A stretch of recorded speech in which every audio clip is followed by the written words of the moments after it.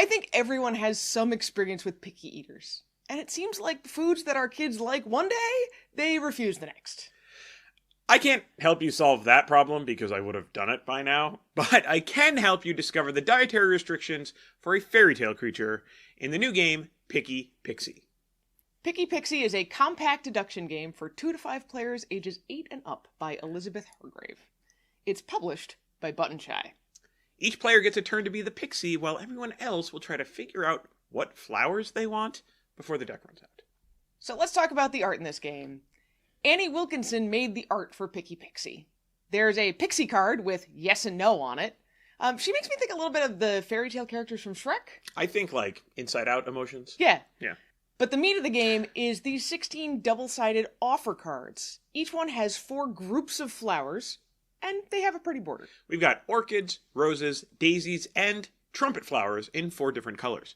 Each type is clearly different, but the rose illustration doesn't really work well for us with all these colors. That one, maybe they could have done a little bit differently. Not included in the little wallet here is paper and pencils. You'll want some for every player. All right, we're talking about flower groupings. What do we actually do with these? Let's talk about the mechanics for Picky Pixie. Start by choosing a player to be the first pixie. They take the pixie and the reference cards. Then they draw 2 flower cards and make up a secret flower rule.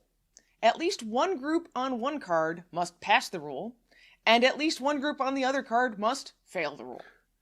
What makes a rule? Well, in a standard game, it is an amount and a category.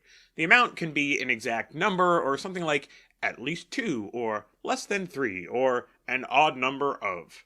The categories are listed on the reference card. They include types of flowers, colors, or alternate categories like colors as in at least 2 colors, or total flowers like less than 3 flowers. Once the pixie has come up with their rule, they write it down. Then they tuck their 2 flower cards underneath the pixie card, showing one group of flowers on the yes side and one group of flowers on the no side. Now, the rest of the players can start making offers and trying to deduce the rule. On each player's turn, they take the top flower card from the deck and then choose one group to offer to the pixie player.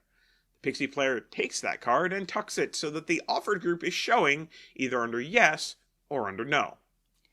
Anytime an offer has been made and a flower group has then been tucked, any player, whether it's their turn or not, can call for a guess. If a guess has been called, every player writes down their best guess at what the rule is, while the pixie takes a card off the deck and places it below the pixie card. This just tracks how many guesses have been called.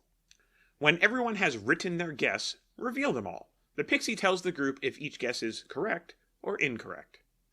If no one got it right, and there are still at least 2 cards in the deck, continue with the next player making an offer.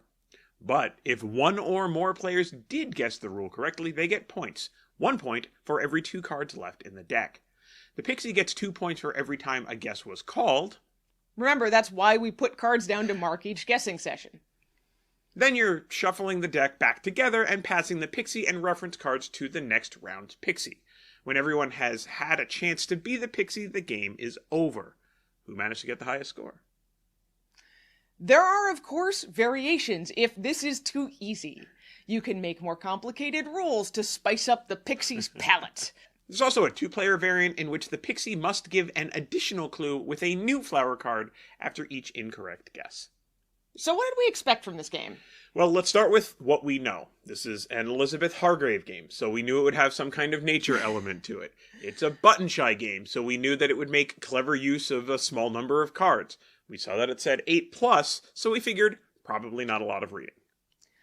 This is the 4th game I've tried from Elizabeth Hargrave. She's really great at finding unusual themes in nature and in the stories that we tell each other. I love her other button shy game, Tussie Mussie. I hoped this would have the same kind of feel as that. Easy to learn, but making players study each other to play well. I really like deduction games, and we've seen things like this before in games like Visitor at Blackwood Grove. We really like that game too, once we figured out all of the confusing rules.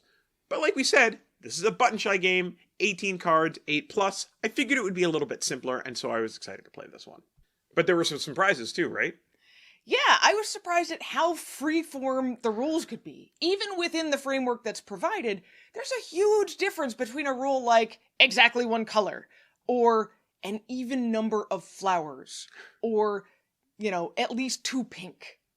For me, this actually made the game a lot harder. It was also weird that the guessers didn't always feel like they should guess.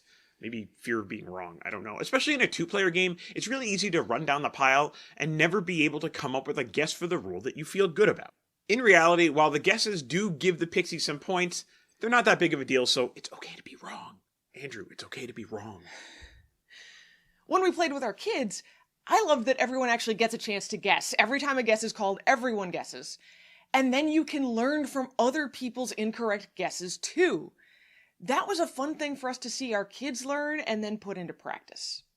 So Nitra, it's that time. Do we recommend Picky Pixie?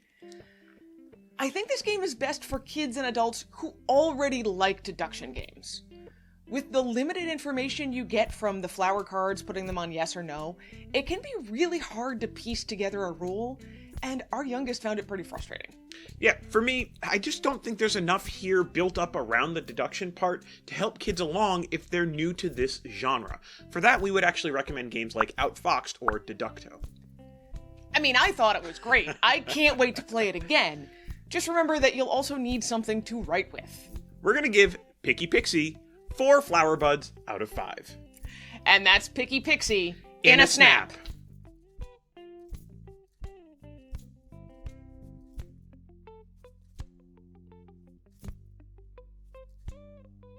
It's okay to be wrong. Andrew, it's okay to be wrong.